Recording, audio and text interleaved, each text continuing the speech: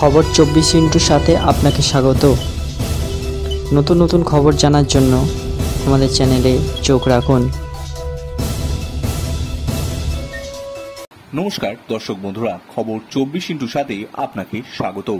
দুটি বাইকের মুখোমুখি সংঘর্ষে ঘটনাস্থলে মৃত্যু হল 3 যুবকের।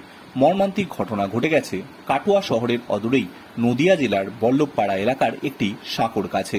এদিন রাত 8টা নাগাদ ওই সাঁকোর কাজ দিয়ে যাচ্ছিল একটি টোটো। পাশেই আচমকা দ্রুত গতিতে ছুটে আসে দুটি বাইক।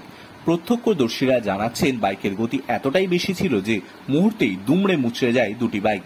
রক্তাক্ত অবস্থায় মাটিতে লুটিয়ে পড়েন সায়ন দত্ত 24 বছর বয়স এবং শুভজিৎ ঘোষ 19 বছর বয়স, বাপন দাস 21 বছর বয়স। এদের মধ্যে শুভজিৎ ও বাপন একটি বাইকে ছিলেন। তাদের বাড়ি বল্লভপাড়াতেই।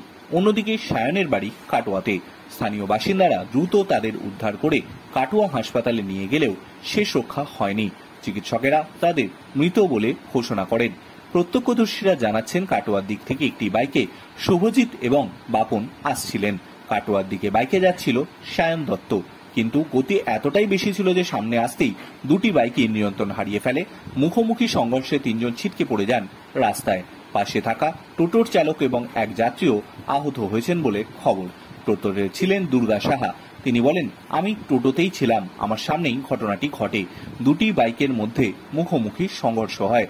আমাদের টোটো থেকে 10 ফুট দূরে ঘটনাটা ঘটে। সংঘর্ষে এতটাই জোরে হয়েছিল যে একটা বাইক থেকে একজন রীতিমতো ছিটকে এসে আমার স্বামীর বুকের ওপর পড়ে যায় এবং আহত হয়। আমি তখন চিৎকার করতে শুরু করি। বাইকগুলোতে মোট 4 জন ছিল বলে শুনেছি, তাদের মধ্যে 3 জন মারা গিয়েছে। আমার স্বামীরও এখন হাসপাতালে ভর্তি। ব্যুরো রিপোর্ট, খবর 24x7।